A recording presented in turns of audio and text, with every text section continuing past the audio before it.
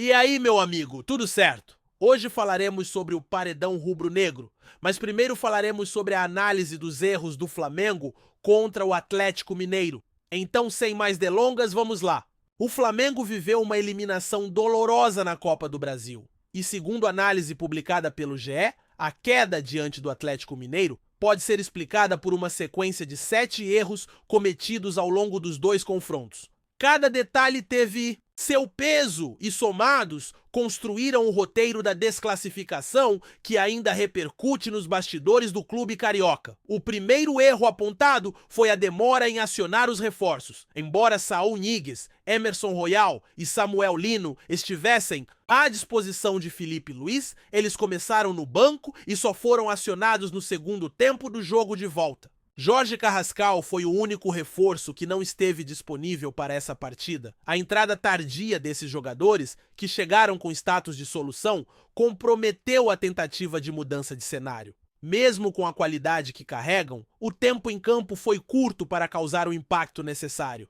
Em um jogo eliminatório, onde cada minuto conta, deixar nomes desse peso no banco por tanto tempo foi uma escolha arriscada. E como se viu, ineficaz. O segundo ponto destacado foi a fragilidade do meio de campo. Sem Jorginho e Arrascaeta, que vinha de um desgaste físico, o Flamengo perdeu sua principal engrenagem criativa.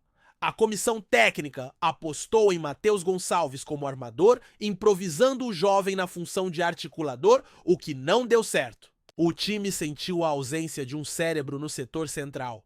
A posse de bola foi mantida em boa parte do jogo, mas sem efetividade. Faltava criatividade para quebrar as linhas do adversário e transformar domínio em chances reais. O Atlético, por sua vez, soube explorar essa deficiência, fechando bem os espaços e contra-atacando com perigo. O terceiro equívoco foi escalar Luiz Araújo na ponta esquerda. O jogador vinha rendendo melhor pelo lado direito, onde pode cortar para dentro e finalizar com sua perna dominante. No entanto, Filipe Luís o colocou do lado oposto, o que prejudicou sua performance. Ele teve dificuldades para fazer jogadas de linha de fundo, se envolveu pouco com o lateral e produziu quase nada de efetivo. Essa decisão de inverter seu posicionamento, mesmo que pareça um detalhe, custou ao Flamengo opções ofensivas mais perigosas. Em partidas desse porte, escolhas táticas como essa têm um peso enorme no resultado. O quarto erro foi individual, mas de consequências coletivas. Léo Pereira protagonizou uma falha grave no lance que resultou no gol do Atlético. Pressionado, ele tentou um cruzamento dentro da própria área, entregando a bola nos pés de Coelho,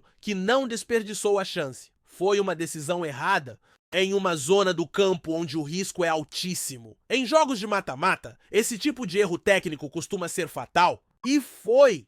A jogada desmoronou toda a estratégia do Flamengo, que a partir dali passou a correr contra o relógio, pressionado pelo placar. O quinto erro foi a chance clara desperdiçada por Wallace Yan, após uma sobra dentro da área, com o gol praticamente aberto, o jovem cabeceou para fora. Aquela bola poderia ter mudado o rumo da partida, empatando o jogo e colocando o Flamengo em vantagem emocional. Mas a oportunidade foi desperdiçada e esse lance pesou não só no placar, como na confiança do jogador e da equipe. Em momentos decisivos, o nervosismo e a inexperiência podem cobrar caro, e foi o que se viu. O sexto ponto foi o desempenho nos pênaltis. Wallace Yan e Samuel Lino erraram suas cobranças, o que selou o destino da equipe. A disputa por pênaltis é um momento de extrema pressão que exige mais do que técnica, exige mentalidade forte. O Flamengo parecia despreparado para essa situação. Faltou frieza, treino e talvez até mesmo organização na escolha dos batedores. Esse tipo de situação deveria ser ensaiada exaustivamente, ainda mais em uma competição como a Copa do Brasil, onde os pênaltis são comuns. Por fim, o sétimo erro foi estratégico. Colocar o Wallace Yan para cobrar a última penalidade foi uma escolha extremamente questionável. O jovem, que havia perdido uma chance clara de gol e estava visivelmente abalado, foi designado como o responsável pelo pênalti decisivo. Não! É uma crítica ao jogador, que demonstrou coragem, mas sim a comissão técnica. Esse tipo de decisão precisa levar em conta o momento emocional do atleta. Expor um jovem a esse tipo de pressão pode causar danos maiores, tanto para o psicológico do jogador quanto para a imagem do clube. Somados, esses 7 erros ajudam a explicar por que um time com tanto investimento, tantas opções e tamanha estrutura acabou eliminado ainda nas oitavas de final. O Flamengo precisa aprender com esse revés. Os erros táticos, técnicos e de... Antes de continuarmos, não deixe de curtir, comentar e se inscrever no nosso canal.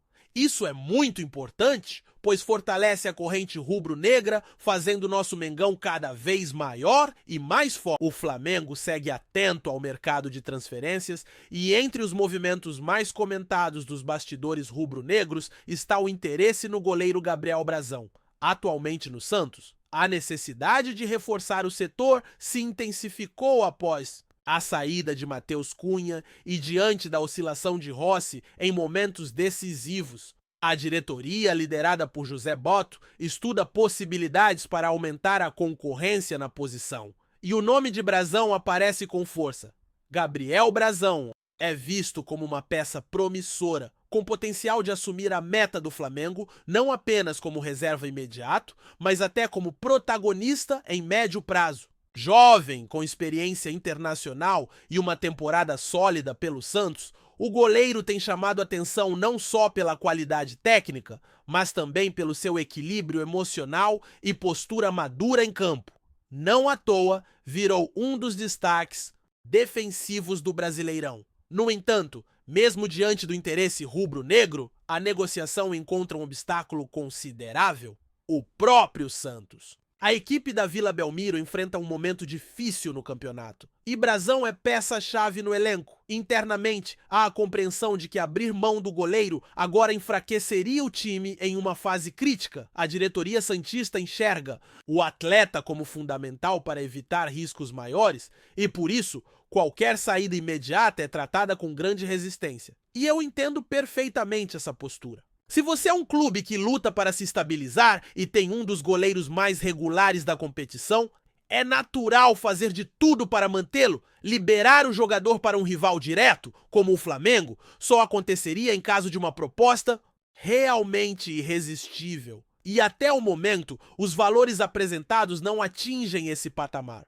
Vale destacar também a postura do próprio Brazão, que em recentes declarações demonstrou gratidão e comprometimento com o clube atual. Disse estar feliz, focado e deixou claro que qualquer movimentação está a cargo de seus representantes. Isso mostra que, além do talento, o goleiro tem um perfil de profissional comprometido, algo que o Flamengo certamente valoriza. Mas também reforça que não se trata de uma negociação simples e que não haverá pressa ou pressão por parte do atleta. Por outro lado, é compreensível o interesse do Flamengo. A equipe está sendo remodelada sob o comando de Felipe Luiz, que deseja mais segurança defensiva e controle emocional em partidas decisivas. Rossi, apesar de boas atuações, cometeu falhas em momentos de alta pressão e isso reacendeu o debate sobre a posição. Ter um nome como Brazão no elenco garantiria ao técnico uma disputa interna saudável e um plano B de qualidade, o que é vital num clube com calendário pesado e ambições em todas as frentes. Se o Santos resistir até o fim desta temporada, o Flamengo pode voltar com mais força em janeiro.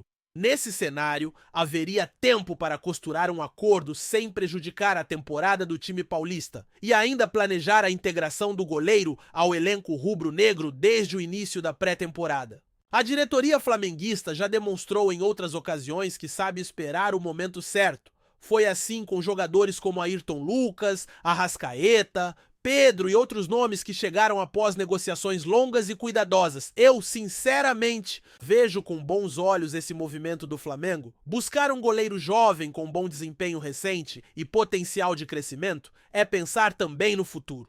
E é esse tipo de mentalidade que tem mantido o clube competitivo em alto nível nos últimos anos. Mas é preciso respeitar o processo. Nem sempre um bom negócio acontece de imediato. Às vezes, o melhor reforço é aquele que chega no tempo, certo, com tudo bem alinhado. Inclusive a vontade do jogador, a liberação do clube e o planejamento interno. Por enquanto, a novela Gabriel Brazão segue sem capítulos definitivos. Mas o fato de o nome estar sendo analisado com tanto carinho por parte da diretoria do Flamengo já indica que mais cedo ou mais tarde essa história ainda pode ganhar novos contornos e, quem sabe, virar mais uma daquelas contratações certeiras que o torcedor só entende de verdade quando vê o goleiro salvando o time em um jogo grande no Maracanã. Gabriel Brazão é um daqueles nomes que podem até não estar sempre nos holofotes, mas cuja trajetória revela um goleiro que nunca deixou de acreditar no próprio talento. Nascido em Uberlândia, no interior de Minas Gerais, Brazão começou sua carreira no Cruzeiro, onde deu os primeiros passos como profissional. Desde cedo, chamava a atenção por sua estatura, reflexos rápidos e uma postura madura dentro de campo, mesmo sendo muito jovem. Na base da Raposa, foi considerado uma joia rara e passou a ser observado por clubes de fora do país. Com apenas 18 anos, o goleiro chamou a atenção da Europa. Em 2019, foi negociado com o Parma, da Itália, o que já mostra o quanto era valorizado naquele momento. Pouco tempo depois, foi adquirido pela Inter de Milão, uma das maiores potências do futebol italiano. Era um salto gigantesco para qualquer jovem jogador, e ainda mais para um goleiro brasileiro, posição em que os clubes europeus costumam ser cautelosos nas apostas. Mas a realidade, como acontece com muitos talentos exportados cedo demais, foi dura. Na Inter, Brazão não chegou a ter sequência. Foi emprestado algumas vezes, passou por clubes como o Albacete e o Real Oviedo, ambos na Espanha, e teve que lidar com algo que desafia a maioria dos jovens atletas, a falta de minutos. Em campo, em paralelo, enfrentou uma grave lesão no joelho que o tirou dos gramados por quase toda uma temporada. Para muitos, esse seria o fim. Mas não para ele. Mostrando uma impressionante resiliência, Brazão se reabilitou e seguiu lutando pelo espaço. E foi justamente no Santos que ele reencontrou seu futebol. Ao chegar à Vila Belmiro, encontrou um clube em reconstrução, mas disposto a lhe dar oportunidades. E ele correspondeu. Suas atuações consistentes, com defesas importantes e postura firme em momentos decisivos, rapidamente o colocaram como titular incontestável da equipe. Em pouco tempo, virou um dos líderes silenciosos do elenco e passou a ser tratado como peça fundamental na busca por estabilidade defensiva. O que mais impressiona na trajetória de Gabriel Brazão não é apenas o currículo internacional, mas a capacidade de superar obstáculos. Foi vendido muito jovem, enfrentou lesões, ficou à margem dos holofotes e ainda assim reconstruiu sua carreira com dignidade e qualidade. Para um goleiro, essa maturidade emocional é essencial.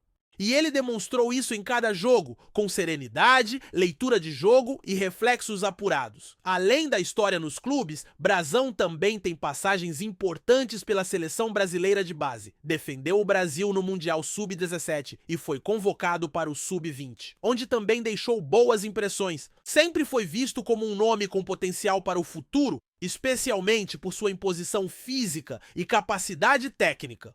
Hoje, aos 23 anos, Gabriel Brazão está mais preparado do que nunca. Passou pela escola tática europeia, enfrentou momentos de dúvida, venceu o silêncio das lesões e voltou a brilhar em solo brasileiro. Com isso, é natural que clubes como o Flamengo estejam de olho. Afinal, um goleiro que já viveu o auge da expectativa, o peso da frustração e o valor da superação carrega consigo algo que nem sempre se mede em estatísticas: experiência real. Se for para vestir a camisa de um gigante como o Flamengo, Brazão chega não apenas como uma promessa, mas como um jogador que já sabe o que significa cair e levantar. E num clube que exige força mental, isso pode ser o diferencial. Sua história ainda está sendo escrita, mas até aqui ela já é a prova de que o talento, quando encontra a perseverança, é capaz de recomeçar e ir ainda mais longe.